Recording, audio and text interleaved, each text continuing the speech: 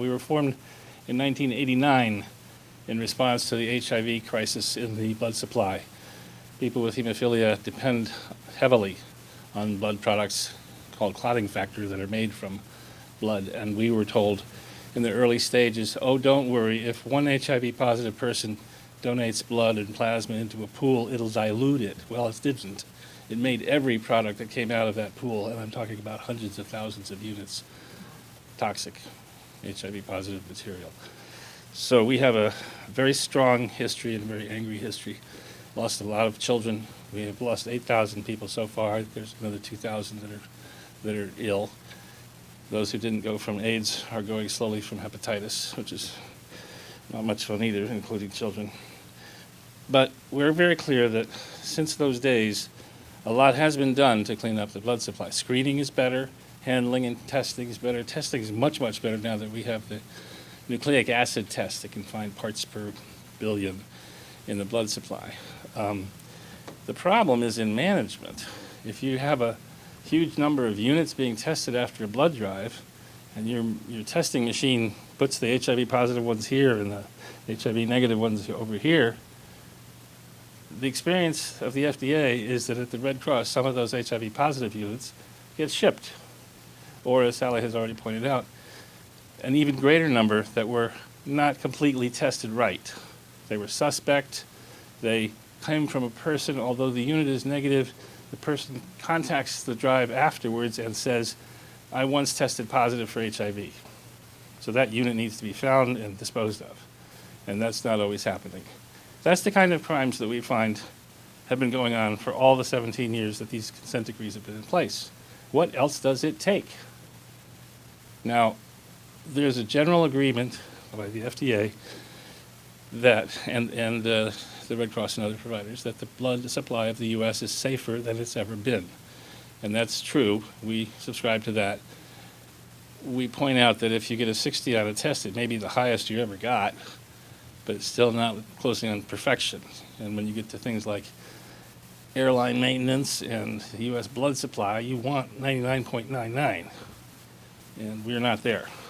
I wish we were.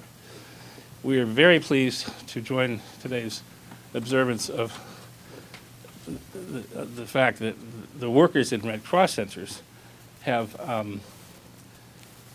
come forward and said the conditions are so oppressive, we know they are causing danger to the blood.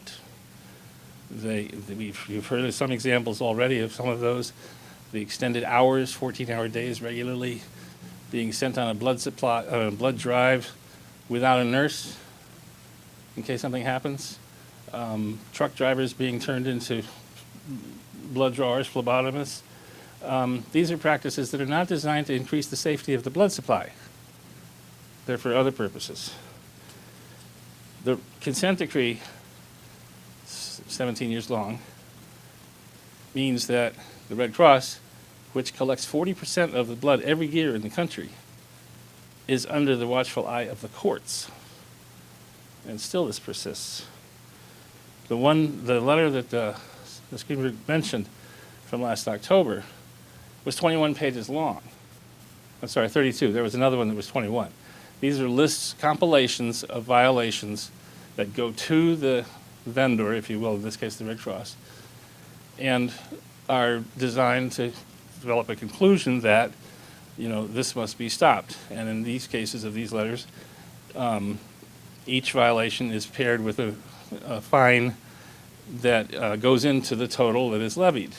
And sometimes those fines are high, and sometimes they're not. They're up to $21 million now since 1993, or 2003 when they began this. And some would say that if the fines in that letter were, if the amount of fine indicated by the infractions in that letter were fully levied against the Red Cross, this letter wouldn't trigger a $4.5 million fine, which is what's expected, but rather a $39 million fine, which is well above the 21 to date in 10 years. So we're hopeful. It seems like the only club available is financial. And there's an image of management sort of, pay another fine. But meanwhile, you have over 100 blood products from donors who should have been deferred for travel to malaria areas, hundreds of blood products the Red Cross determined to be suspect but failed to control in a timely manner, resulting in distribution, sale, and transfusion into patients. I think that's what we really have to understand, that when there's problems, people get these contaminated units. And hundreds of products from people who were not asked proper screening questions, as I indicated before. Now these letters have come out regularly from the Red Cross during this period, and the link is in your press kit for taking a look at this one. At the Committee of 10,000, which we abbreviate COT, every one of our monthly newsletters contains about 4 or 5 pages from the FDA's weekly enforcement reports on violations in the blood area. And I can't tell you how depressing it is to read them and just see American Red Cross, American Red Cross, American Red Cross, American Red Cross. There are others in here, but there's a lot of Red Cross. And it needs to be cleaned up.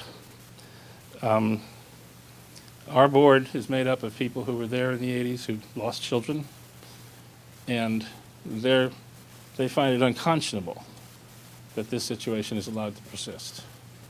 So we are very grateful that the Workers' Committee has been able to connect us with those who are saying the blood's in danger because we depend on it so heavily. And we're very angry to see that something is done. Thank you.